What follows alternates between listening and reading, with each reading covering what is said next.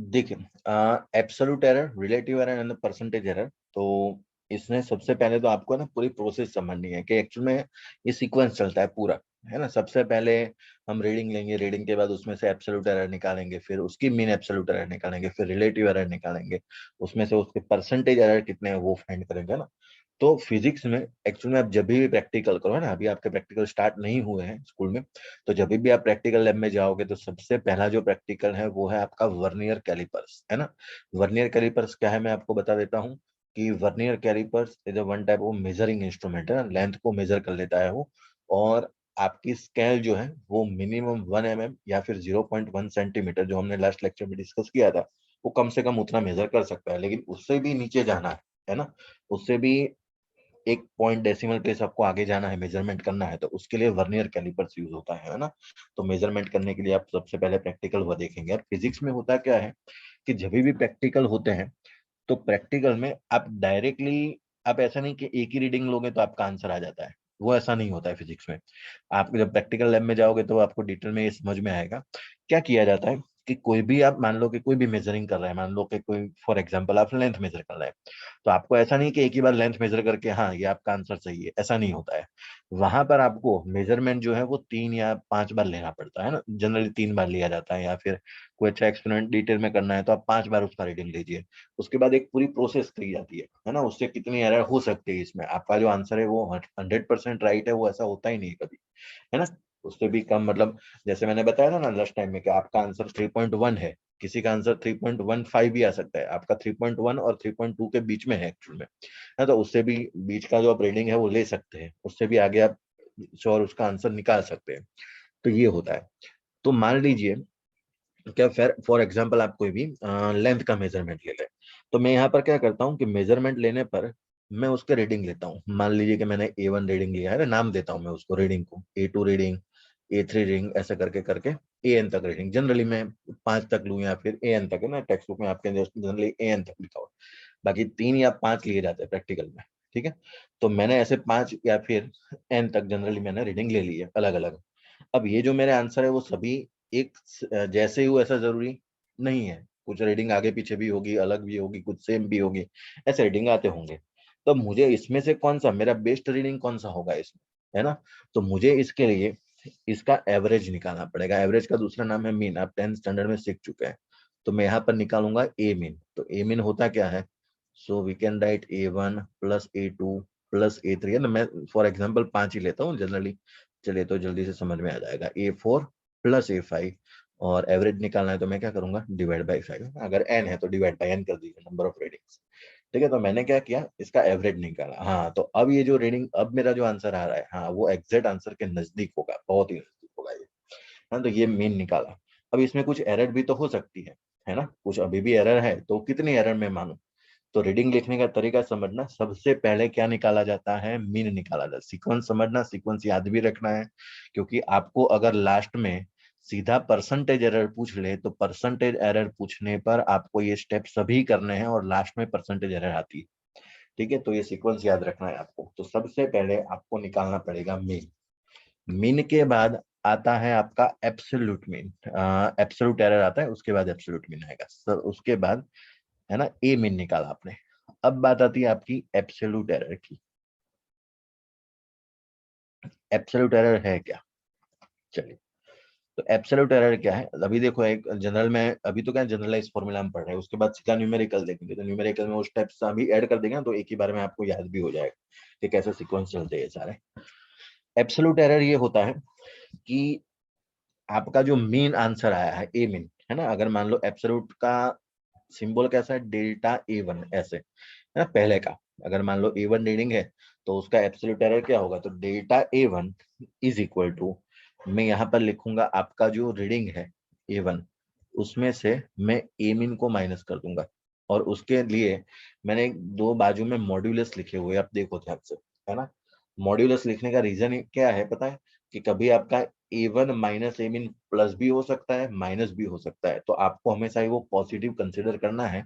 इसकी वजह से मैं इसको मॉड्यूलस में लिखता हूँ, है ना। आपका जो भी A1 आंसर है, आपका यहाँ ए मीन आ जाएगा, यहाँ से जो भी आंसर है वो, है ना।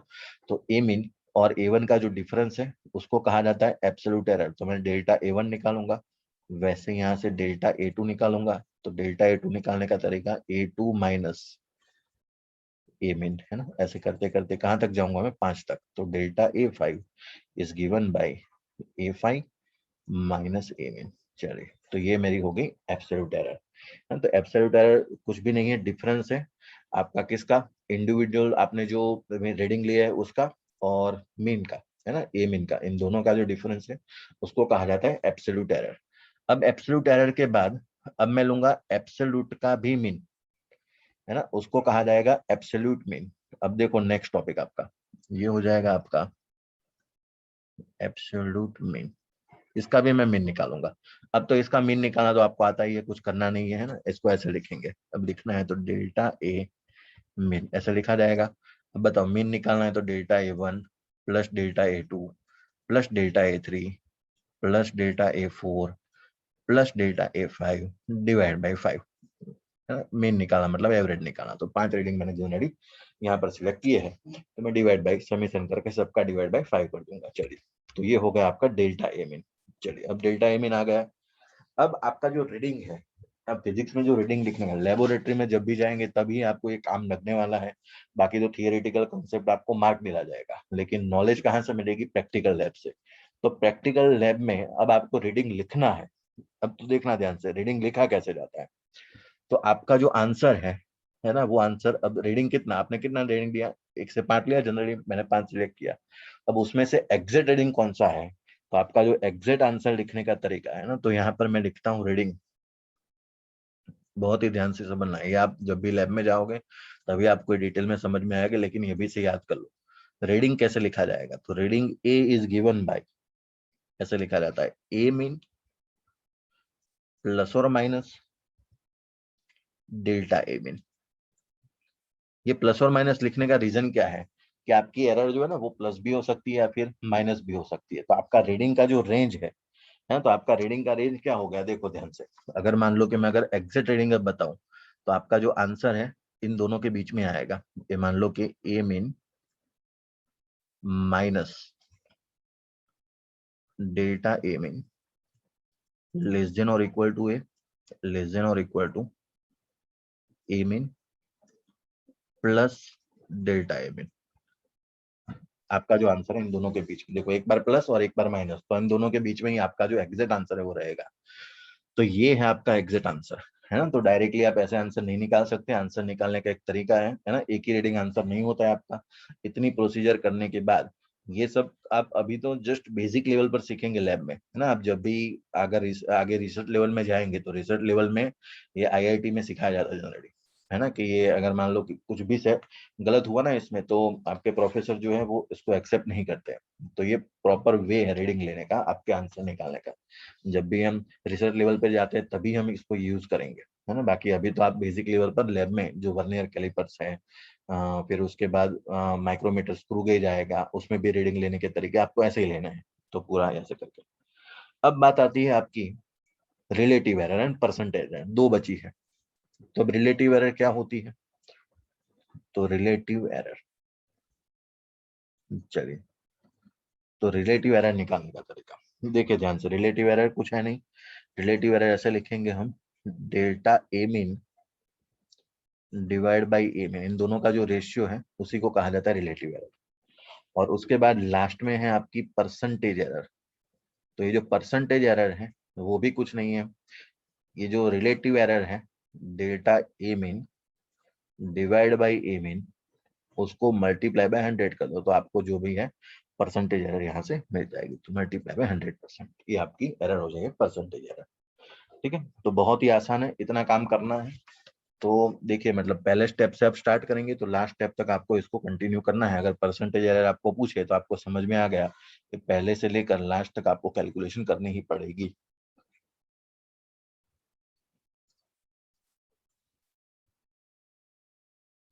देखिए आपका जो एग्जाम्पल नंबर 2.7 है वो बहुत ही इंपॉर्टेंट क्वेश्चन है ना। जितने भी स्टेप हमने आगे देखे उसी सभी स्टेप को हम फॉलो करते हुए लास्ट में परसेंटेज एरर तक पहुंचेंगे। तो चलिए स्टार्ट करते हैं कैलकुलेट करना।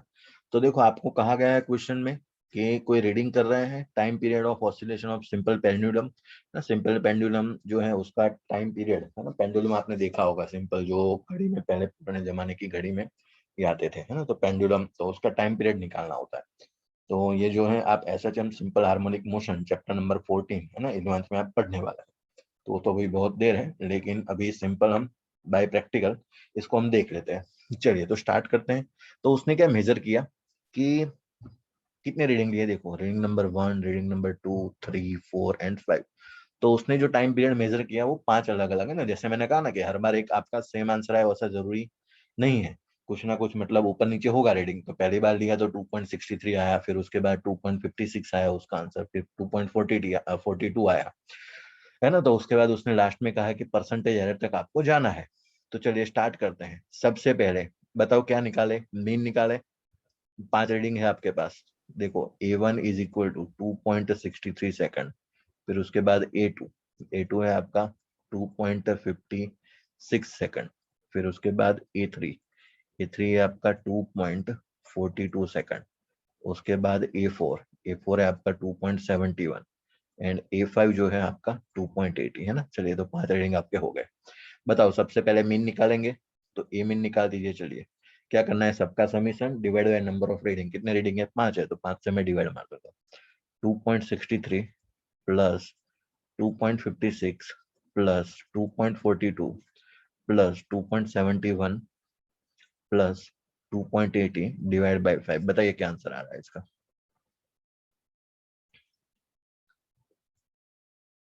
इसका आंसर क्या आ रहा है बताइए, डिवाइड करने के बाद।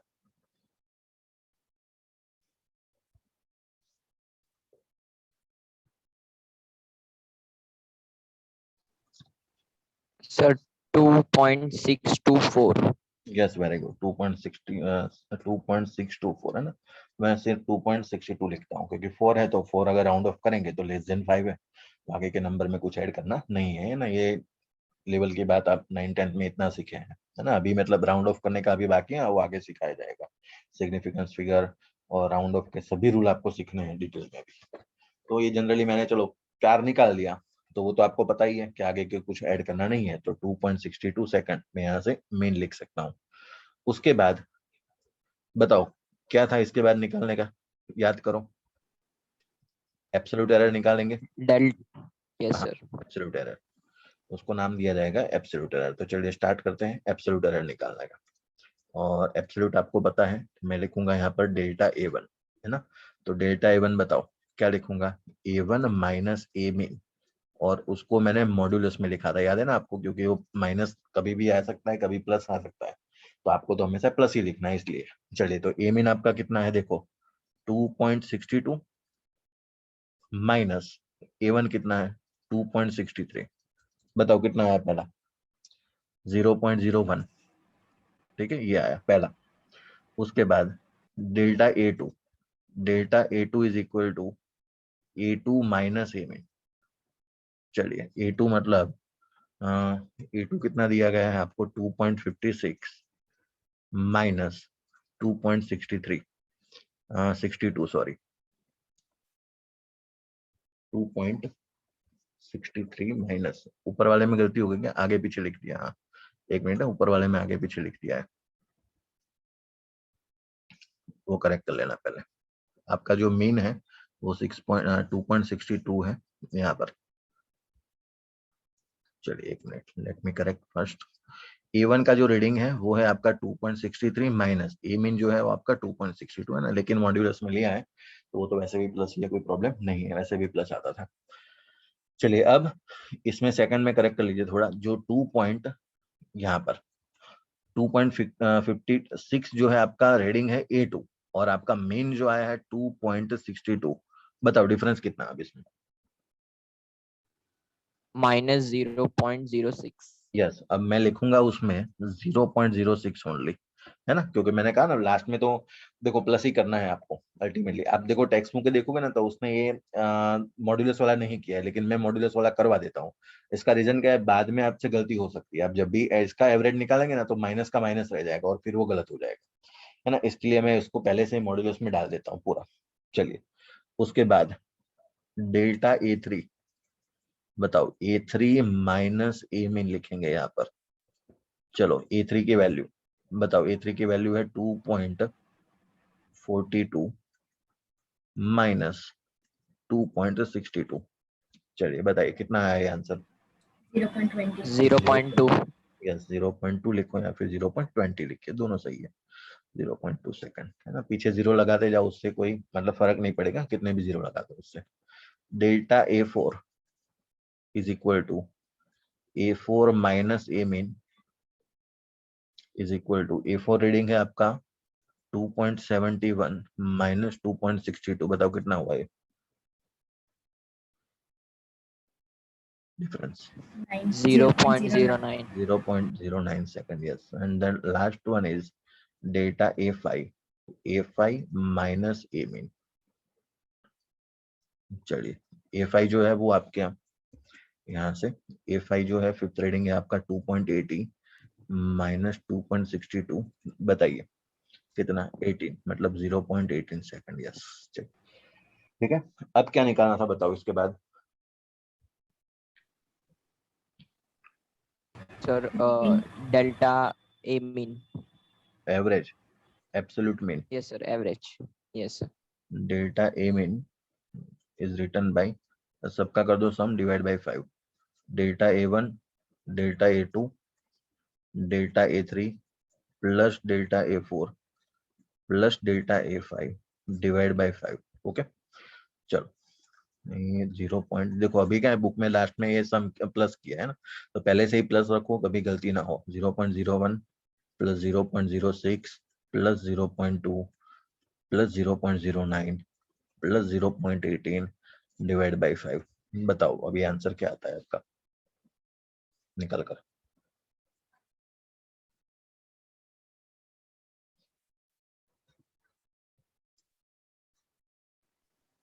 Sir 0.108। 0.108। Yes 0.108। Yes right.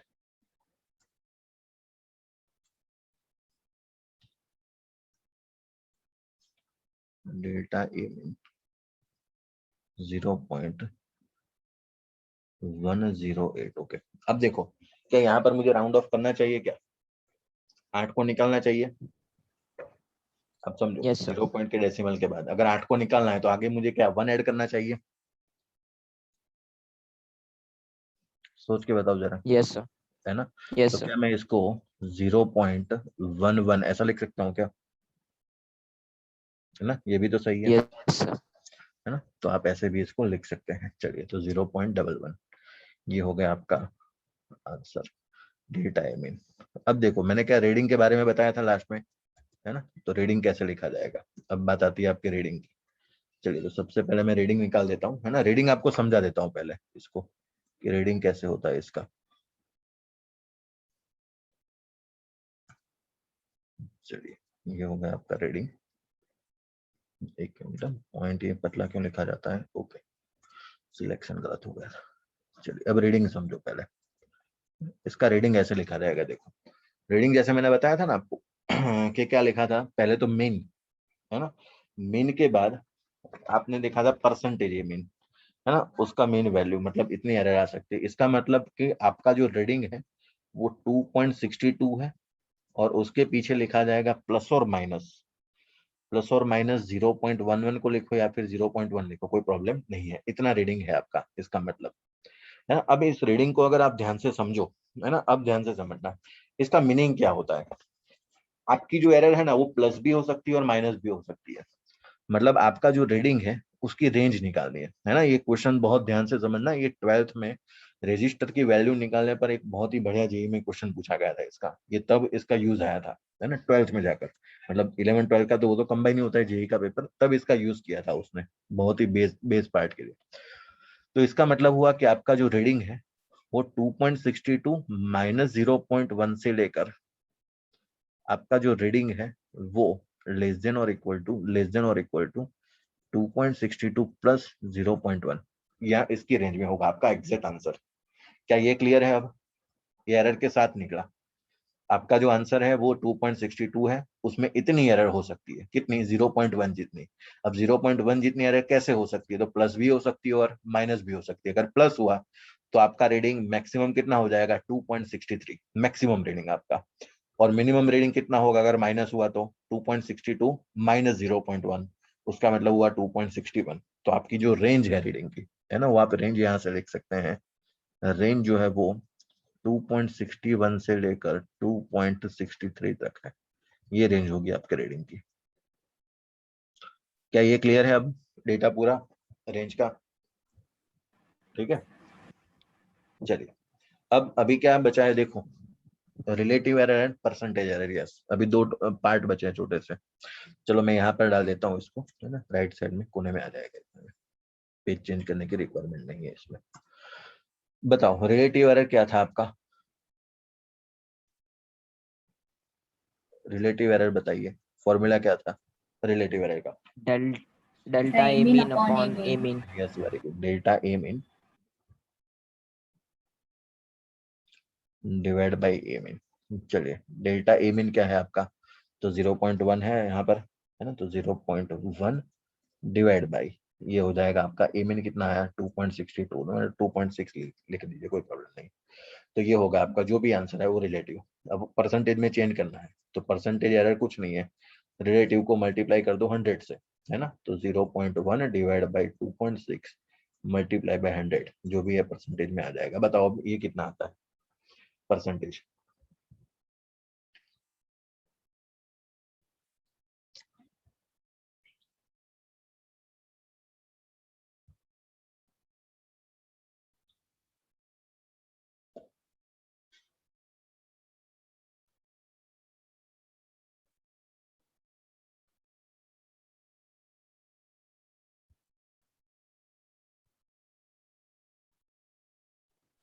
Approximately 4% के आसपास आएगा। Yes sir, 3846 3.846। तो क्या अप्रोक्सीमेटली मैं 4% लिख सकता हूँ यहाँ से, है ना, देख लीजिए। अगर आपका ये जे नीट का क्वेश्चन होता है ना, तो मैं विदाउट कैलकुलेटर कैसे सॉल्व करता है इसको, तो देखो मैं आपको यहाँ पर बता देता हूँ। ये 0.1 है, नीचे 2.6 है, क्या मैं 1, इसको मैं ऐसे लिख सकता हूँ 1 डिवाइड बाई 26, पॉइंट तो कट गए दोनों ऊपर नीचे से, तो 26 है। तो अगर 25 होता तो एग्जैक्ट 4 आंसर आता है ना, 25 4 100, है ना, तो 4 से थोड़ा कम है। तो मैं अप्रोक्सीमेटली, आप ऑप्शन में अगर देखेंगे तो आपका ऑप्शन में 4% होगा कहीं पर, है ना, वो अप्रोक्सीमेटली आपका आंसर ऐसे दे देते राउंड ऑफ करके। तो आपके पास कैलकुलेटर नहीं होता है तो वो ऐसा समझते हैं, तो ये अप्रोक्सीमेटली आपका जो आंसर है वो 4% यहाँ से बन जाएगा।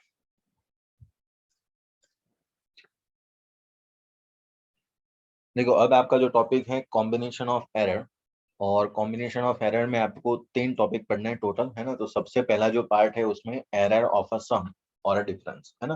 तो अगर समीशन किया जाए किसी भी फिजिकल क्वांटिटी का, तो उसमें एरर का क्या होगा, या फिर डिफरेंस किया जाए दो फिजिकल क्वांटिटी का रीडिंग का, आपकी जो फिजिकल क्वांटिटी है दो अलग अलग, है ना, फिजिकल क्वांटिटी सेम है लेकिन दो रीडिंग है उसके, है ना, सेम फिजिकल क्वांटिटी में सेम फिजिकल क्वांटिटी ऐड होती है या फिर आप माइनस कर सकते हो उसमें, है ना। वो आप प्रिंसिपल ऑफ होमोजेनिटी आगे पढ़ने वाले हैं, वो भी थोड़ी देर है उसको पढ़ने के लिए। तो कोई भी एक फिजिकल क्वांटिटी है और उसके आपने दो रीडिंग ली और दोनों को आपको जोड़ना है अलग अलग, तो जोड़ने पर उसकी एरर होगी, वो कैसे जुड़ेगी, है ना। उसका रीडिंग तो जुड़ेगा जुड़ेगा, लेकिन उसकी एरर में क्या होगा वो समझना है।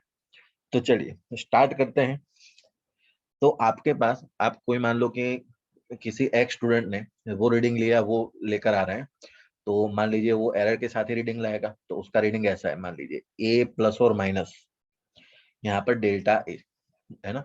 आपका ए जो है वो मीन वाला है यहाँ पर, और ये जो है आपका एब्सोल्यूट मीन है, पीछे वाला डेल्टा है, मतलब वो इतनी एरर है ना, एक रीडिंग ए लेकर आ गया। कोई दूसरा स्टूडेंट है, उसका रीडिंग ऐसा है बी प्लस और माइनस डेल्टा बी, कोई ऐसा रीडिंग लेकर आ गया है। तो एक स्टूडेंट उसका रीडिंग आया ए प्लस और माइनस डेल्टा है, और दूसरा कोई स्टूडेंट लेकर आया बी प्लस और माइनस डेल्टा बी है। जो पीछे है डेल्टा है और डेल्टा बी, वो आप रीडिंग की एरर मान सकते हो उसको, है ना। तो प्लस और माइनस वो उसकी एरर है पीछे वाली, और ए जो है उसका मेन आंसर है। अब एक ऐसा फॉर्मूला है जिसमें इन दोनों को जोड़ना है। तो अगर मैं आपको ऐसा कहूं कि z इज इक्वल टू, यहाँ से अब मुझे इसको जोड़ना है दोनों को, तो मान लीजिए कि मैं करूंगा a प्लस बी यहाँ पर, चलो इन दोनों को मैं जोड़ देता हूँ, है ना। मान लो इसको मैं, है ना, डायरेक्ट ऐसे लिखता हूँ। चलो फॉर एग्जाम्पल, है ना, डायरेक्ट नहीं लिखते, कुछ नाम दे देते हैं इसको तो जल्दी समझ में आएगा। मान लीजिए कि मैं इसको x1 नाम देता हूँ और इसको मैं फॉर एग्जाम्पल x2 नाम देता हूँ। अब मेरा जो फाइनल आंसर है z, वो एक्चुअल में ऐसे है x1 प्लस x2, ये हो जाएगा, है ना। तो ये जो z है, तो z भी तो मेरा आंसर है, वो भी तो एरर के साथ जुड़ेगा। तो मैं अकेला उसको z नहीं लिख सकता, उसको मुझे ऐसा लिखना पड़ेगा। आंसर जो है वो आपका जो z होगा वो भी तो प्लस और माइनस डेल्टा z होगा, है ना, क्योंकि उसमें भी आंसर में भी तो एरर होगी। तो वो मैं z प्लस और माइनस डेल्टा z लिखूंगा यहाँ पर। अब चलो x1 और x2 को जोड़ देता हूँ। चलो x1 की वैल्यू क्या है, a प्लस और माइनस डेल्टा a, फिर प्लस x2 की वैल्यू b प्लस और माइनस डेल्टा b। तो ये यहाँ पर लेफ्ट साइड में देखो z प्लस और माइनस डेल्टा z। देखो अब यहाँ पर a प्लस और minus delta a plus b plus और माइनस डेल्टा b। क्या मैं इसको आगे पीछे कर सकता हूँ? यस। अगर मुझे आगे लिखना है तो मैं इसको ऐसे लिख दूंगा a प्लस b, इसको मैंने आगे ले लिया, है ना। उसके बाद मुझे और आगे लिखना है, तो क्या मैं इन दोनों को भी तो जोड़ सकता हूँ? ये दोनों वाले देखो, ये पीछे एरर की बात कर रहा हूँ, इन दोनों को भी तो मैं जोड़ सकता हूँ, है ना। तो यहाँ पर मैं इसको जोड़ दूंगा प्लस डेल्टा ए प्लस डेल्टा बी। यहाँ पर बीच में आ जाएगा प्लस और माइनस यहाँ पर, है ना। तो ये प्लस और माइनस यहाँ पर जुड़ जाएंगे। तो ये ऐसे मैंने जोड़ दी। तो अगर मैं उसको कंपेयर करूं किसके साथ, z के साथ, तो z प्लस और माइनस डेल्टा z, तो मैं z को क्या लिख सकता हूँ यहाँ पर, a plus B. Delta z मतलब मेरी एरर रीडिंग में, तो वो कितनी हो सकती है, तो delta a plus delta b, ऐसे हो सकती है रीडिंग में एरर, है ना। तो रीडिंग में आपकी जो एरर है, अगर आप यहाँ से देख पा रहे हैं तो आपको यहाँ पर समझ में आएगा कि आपकी जो एरर है वो एरर का आपको हमेशा ही समीशन करना है, एरर का आपको ऑलवेज सम करना है ना। एरर में आप ऐसा नहीं है कि माइनस कर देगा बीच में, है ना। तो आप अगर मान लो कि इस रूल को समझना है ना, वैसे जैसे मैंने मान लो कि समीशन के लिए किया, वैसे ही आप डिफरेंस के लिए कर सकते हैं ना। अगर मान लो कि z is equal to a minus B है ना, तो आप इसमें बीच में माइनस लगा दीजिए, लेकिन एरर जो है वो तो हमेशा ऐड ही होगी, है ना। इन दोनों के बीच में तो प्लस और माइनस ही लगेगा। एरर में कोई आपको माइनस करने की रिक्वायरमेंट नहीं है, एरर हमेशा जुड़ेगी। तो अगर आप रूल ध्यान से पढ़े तो देखो रूल क्या लिखा हुआ है, hence the rule when two physical quantities are added, है ना, two quantities, है ना, फिजिकल क्वांटिटी दोनों अलग अलग नहीं जुड़ेगी, फिर से बता रहा हूँ। when two quantities are added or subtracted, the absolute error in the final result, है ना, फाइनल रिजल्ट की जो एब्सोल्यूट एरर होगी is the sum of the absolute error in the individual quantities, है ना। उसकी जो पर्सनल अलग अलग क्वांटिटी में जो एरर थी उन दोनों को जोड़कर जो फाइनल आंसर आता है वही उसका एरर का आंसर होगा। ये बहुत ही इंपॉर्टेंट पार्ट है ना। जैसे मैंने ये प्लस के लिए प्रूफ करके दिया, वैसे आप माइनस के लिए इसको कर सकते हैं, है ना। तो आपको याद क्या रखना है, आप याद इसको कैसे तरीके से रखेंगे कि एरर जो होती है ना, सुनना ध्यान से, आपकी एरर जो होती है वो हमेशा ही जुड़ती है, प्लस हो या फिर माइनस हो। आपको फिजिकल क्वांटिटी में प्लस करना है या फिर माइनस करना है उससे कोई मतलब नहीं है। एरर को तो आपको हमेशा ही सम कर देना है, एरर का ऑलवेज सम होता है, आप ऐसे याद कर लो तो कोई प्रॉब्लम नहीं होगी। अगर मान लो कि मैं फॉर एग्जांपल एक एग्जांपल भी ले लेते हैं इसका साथ साथ में, तो आपको जल्दी क्लियर हो जाएगा। देखिए यहाँ पर, चलिए एग्जांपल नंबर 2.8 देखिए यहाँ पर, है ना, उससे आपको ये जो पूरा फंडामेंटल है वो क्लियर हो जाएगा।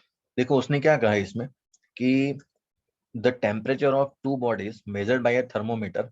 थर्मोमीटर से हमने दो टेम्परेचर लिए, एक का टेम्परेचर आया 20 डिग्री और उसमें एरर थी प्लस और माइनस 0.5%। दूसरा टेम्परेचर आया 50 डिग्री और उसमें भी एरर थी 0.5 डिग्री। तो उसने कहा calculate the temperature difference and the error in their, ठीक है। चलिए अब इसने डिफरेंस निकालने के लिए कहा है आपको, तो सबसे पहले डिफरेंस निकालिए। बताओ डिफरेंस क्या होगा इसका। सिंपली अगर मैं मान लो कि डेल्टा टी लिखूं, डिफरेंस ऐसे लिखा है ना, डेल्टा टी, डेल्टा मतलब डिफरेंस, तो मैं ऐसे लिखूंगा इसको T2 माइनस T1, ऐसा लिख दिया। चलो अब T2 माइनस T1 मतलब ऐसे लिखूंगा 50 डिग्री प्लस और माइनस 0.5 माइनस, है ना, ये डिग्री सेंटीग्रेड है पीछे ये भी, और उसके बाद एक मिनट, प्लस और minus 0.5 degree centigrade minus T1 कितना है आपका 20 डिग्री सेंटीग्रेड माइनस प्लस और माइनस वो भी है आपका 0.5 डिग्री सेंटीग्रेड। तो हम क्या सीखे कि आपका जो आगे z है ना, उसमें आप z को लिखेंगे जो भी आपको फंक्शन करने के लिए कहा वो कर दीजिए। यहाँ पर क्या निकालने के लिए कहा, उसने डिफरेंस निकालने के लिए कहा है, तो मैं डिफरेंस निकालूंगा 50 माइनस 20, तो वो कितना होगा 30 डिग्री सेंटीग्रेड।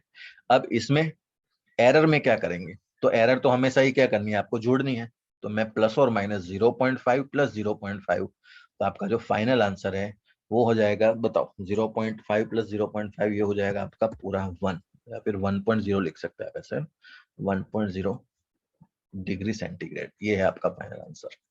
तो आपको जो भी कहा गया है, प्लस करना है तो प्लस कीजिए, माइनस करना है तो माइनस कीजिए अकॉर्डिंग टू क्वेश्चन। लेकिन जब भी बात आए एरर की, तो एरर में आपको कुछ नहीं करना है, उसको जोड़ देना है। एरर हमेशा ही उसमें जोड़ी जाएगी, बाकी कुछ करना नहीं है आपको उसमें। देखिए अब द नेक्स्ट प्रॉपर्टी जो है आपकी, error of a product and question मतलब डिवाइड, है ना। प्रोडक्ट कीजिए, मल्टीप्लिकेशन कीजिए या फिर डिवाइड, उन दोनों में क्या होगा, है ना। अगर ऐसी कोई फिजिकल क्वांटिटी है जो उसको आप जोड़ रहे हैं, है ना, दो क्वांटिटीज को आप मतलब मल्टीप्लाई करें या डिवाइड करें, तो एरर में क्या होने वाला है वो देखते हैं, चलिए। है तो उसका भी प्रूफ, जैसे आगे वाला प्रूफ किया ना, वैसे ये भी प्रूफ हो सकता है। और आपको ये जो प्रूफ है वो थोड़ा एग्जाम के लिए प्रिपेयर भी करना है ना, तो अकॉर्डिंग टू वो स्कूल कभी भी आपको ऐसे 2 मार्क में थियरी पूछ भी सकते हैं ये वाली।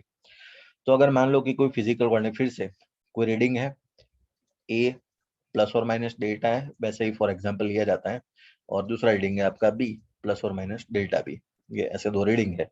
और आपकी जो फिजिकल क्वांटिटी है जेड, उन दोनों में आपको करना है इन दोनों को मल्टीप्लाई, है ना। तो जेड है एक्चुअल में आपका ए बी, तो क्या अभी डेल्टा जेड भी तो जुड़ेगा इसमें, है ना। तो फाइनल अगर मुझे रीडिंग लिखना है ना, आपकी कोई फिजिकल क्वांटिटी जेड है, वो इन दोनों का मल्टीप्लीकेशन है एक्चुअल में। तो मुझे फाइनल रिजल्ट लिखना है, तो मैं तो फिर से वैसे ही लिखूंगा ना, जेड प्लस और माइनस डेल्टा जेड, है ना। अब आपका रिजल्ट ये भी है, वो भी तो एरर के साथ ही आंसर आने वाला है, तो मैं ऐसे लिख दूंगा।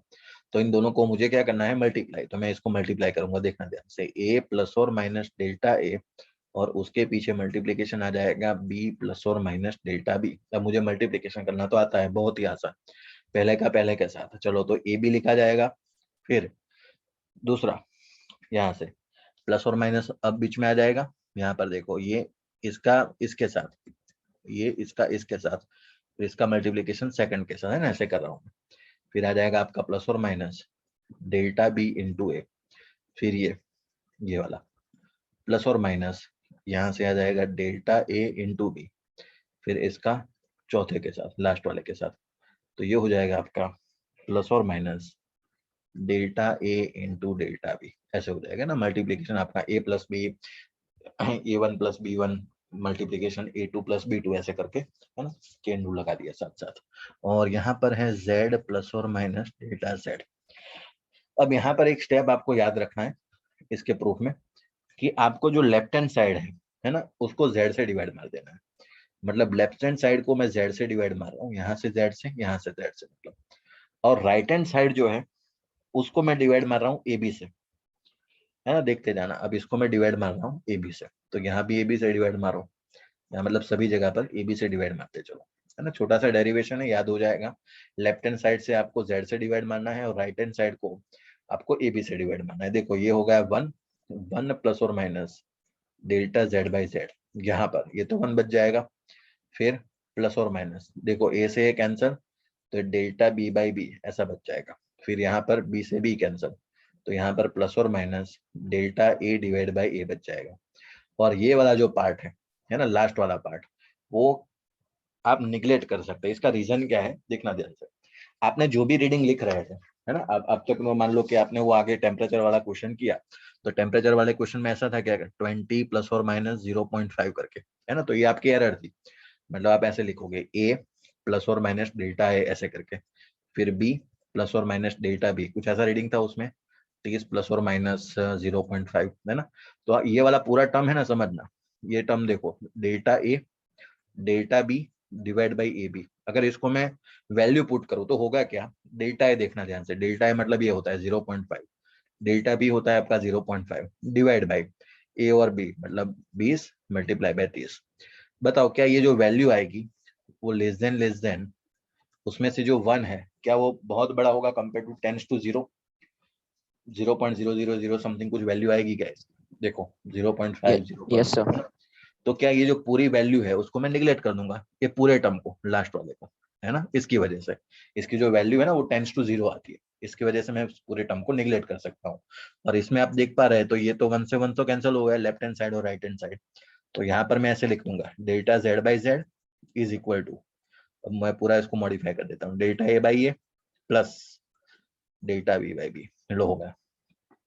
अब रूल पढ़ो, when two physical quantities मतलब two quantities are multiplied or divided the relative error, है ना, ये देखो आप ये एरर कौन सी है, रिलेटिव एरर, रिलेटिव एरर याद करो, एरर डिवाइड बाय मीन उसकी, है ना, absolute mean divide by mean error, तो ये जो है आपकी एरर डिवाइड बाय आपकी ओरिजिनल वैल्यू मतलब मीन वैल्यू जो भी आपका रीडिंग था वो, तो डेल्टा z बाई जेड मतलब ये एक्चुअल में रिलेटिव एरर है वन टाइप ऑफ, तो रिलेटिव एरर का रिजल्ट जो है वो आपको सम करना है, sum of the relative error in the multipliers, मतलब मल्टीप्लायर्स की जो रिलेटिव एरर है, मल्टीप्लायर्स कौन है ए और बी यहाँ पर, तो इन दोनों की जो रिलेटिव एरर है उन दोनों का समीशन ही आपका लास्ट आंसर है ना, इन दोनों का समीशन ही आपका लास्ट आंसर बनता है, ये आपको याद रखना। ये जो रूल है वो मल्टीप्लिकेशन में भी है एज वेल एज डिवाइड में भी आपको इसको यूज करना है ना, दोनों के लिए सेम है, तो दोनों के लिए अलग नहीं है, ये भी आप अभी से याद कर लो, अभी एक न्यूमेरिकल करेंगे तो आपको समझ में आ जाएगा कि मैं कहना क्या चाहता हूँ उसमें, है ना। तो चलिए सीधा न्यूमेरिकल के ऊपर जाते हैं।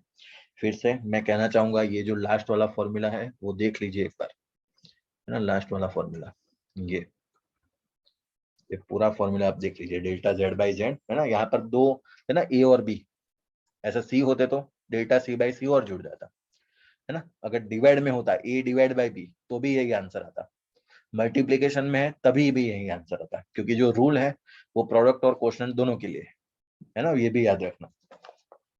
चलिए तो सीधा अभी इसके न्यूमेरिकल के ऊपर जाते हैं, न्यूमेरिकल में जस्ट ये जो फॉर्मूला है हमने पढ़ा उसको पुट करना है तो आपका आंसर सीधा मैच कर जाएगा, कुछ है नहीं क्वेश्चन में। 2.9 क्वेश्चन देखिए एग्जांपल, आपको कहा गया है the resistance R is equal to V by I, आपको ओम्स लॉ पता ही है 10th स्टैंडर्ड का, V is equal to IR, तो उसमें V की वैल्यू दी है और उसके बाद I की वैल्यू दी है, तो अब देखो ध्यान से V की जो वैल्यू दी है ना वो क्या, इसको मैं ऐसे लिख सकता हूँ, देखो V is equal to 100 plus और माइनस 5 वोल्ट, ये लिखा हुआ है, ये क्या यही है V प्लस और माइनस डेल्टा V, है ना, ये रीडिंग है आपका 100 और प्लस और माइनस डेल्टा V, तो प्लस और माइनस डेल्टा V की वैल्यू अगर कंपेयर करें तो 5 है इसमें। फिर करंट की वैल्यू देखो I 10 प्लस और माइनस 0.2 एम्पियर, तो मतलब इसको कंपेयर करो तो ये है I आपका प्लस और माइनस डेल्टा I एम्पियर, ये रीडिंग है मतलब V डैश मान लो, चलो इसको I डैश है ना, दोनों सेम नोड है इसलिए, क्लियर है। तो ये जो है आपकी वो पीछे क्या है एरर है। अब यहाँ पर अगर फॉर्मूला में आप देखें तो फॉर्मूला में आपको तो सीधा समझ में आ गया होगा कि ये तो डिवाइड में चल रहा है, सो R इज इक्वल टू यहाँ से, है ना, आपने जो लिखा हुआ है यहाँ पर R is equal to V by I, divide में चल रहा है, तो उसने पूछा है परसेंटेज एरर इन R में परसेंटेज एरर निकालनी है, तो बताओ delta R divide by R multiply by 100, percentage निकालने इसलिए मैं मल्टीप्लाई बाय 100 कर रहा हूँ, बाकी करने की रिक्वायरमेंट नहीं है, अगर सिर्फ और सिर्फ आपको रिलेटिव पूछिए तो उसमें परसेंट मल्टीप्लाई बाय 100 करने की रिक्वायरमेंट नहीं है, लेकिन पर्टिकुलर उसने परसेंटेज पूछा है, तो बताओ क्या V की जो एरर है delta V by V multiply by 100 plus I की जो एरर है डेल्टा I बाई I उसको मल्टीप्लाई बाय 100, क्या ये मेरा आंसर होना चाहिए, है ना। चलिए सभी वैल्यू मैं पुट कर दूं, डेल्टा V बताओ कितना है यहाँ से, प्लस और 5 माइनस 5 है ना, सिर्फ वैल्यू प्लस और माइनस फिर यहाँ नहीं लिखेंगे, सिर्फ 5 डिवाइड बाय V कितना है आपका 100 100 प्लस डेल्टा आई कितना है आपका 0.2 डिवाइड बाय 100 मल्टीप्लाई बाय 100, है ना, यहाँ से 10 सॉरी 100 नहीं नीचे 10 है, okay? चलिए बताओ फाइनल आंसर क्या आता है इसका, 5.2 5.2 नहीं 5% plus 7 plus 2%. यस सर 5% आएगा, ये आपका 2% आएगा, then the final answer is 7%, है ना, फाइनल आपकी एरर जो है वो इतनी बचेगी इसमें, ठीक है। चलिए एक और क्वेश्चन करते हैं इसके ऊपर, तो आपको थोड़ा और ज्यादा उसमें समझ में आएगा। यहाँ इसमें कोई डाउट नहीं है ना दोनों को? No sir. ओके, तो अभी क्या मैंने प्रैक्टिस के लिए इसमें और भी क्वेश्चन डाले हुए हैं extra. R1 R2 percentage error, okay density निकालेंगे, यस इसको करिए सॉल्व। चलिए ये भी बढ़िया क्वेश्चन है, देखिए जैसे आगे किया था वैसा ही है क्वेश्चन आपका। आप देख पा रहे हैं क्वेश्चन में कि उसने कहा है कि आपको निकालना क्या है सबसे पहले। तो उसने एक एक्सपेरिमेंट में क्या क्या दिया है डेटा, देखो मास दिया है और वॉल्यूम दिया है। कोई एक्सपेरिमेंट कर रहे थे तो उसने एक मास का रीडिंग जो है वो ऑब्जर्व किया है और वॉल्यूम का एक ऑब्जर्व किया है, ठीक है। तो और उसने पूछा है fractional and percentage error in the measurement of density, है ना। फ्रैक्शनल एरर जो है उसको दूसरा नाम है रिलेटिव एरर, है ना। रिलेटिव एरर को ही फ्रैक्शनल एरर कहा जाता है। उसके बाद परसेंटेज एरर है, ठीक है। तो आप देखो कि डेंसिटी को रो मास पर वॉल्यूम, ये तो फॉर्मूला सबको याद ही है लेकिन उसने हिंट में दिया भी है। तो density is nothing but mass per volume. So we can write density में एरर जो है उसके divide by rho is equal to, चलिए बताओ, मास की error delta m by m plus delta v by v. क्या फॉर्मूला सही है मेरा? हमेशा एरर का सम डिवाइड यस है, सर। लेकिन एडिशन ही करूंगा ना मैं, है तो डिवाइड में, लेकिन हम क्या सीखे, एरर तो हमेशा ऐड करनी है। चलो बताओ डेल्टा एम की वैल्यू क्या है? 0.12। 0. 0.12 मास 3, डेल्टा वी 1/10 1। सॉरी 1 1। 1/10। हाँ 1 मतलब वी की वैल्यू 10, 1/10। बताओ आंसर।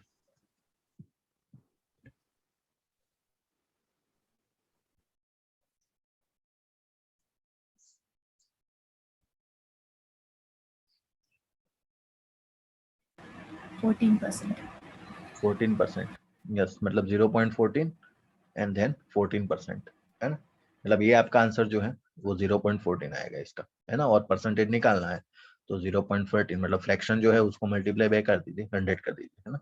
तो ये आपका जो आंसर है वो 14% आ जाएगा। क्लियर? तो बहुत ही आसान क्वेश्चन है ये भी।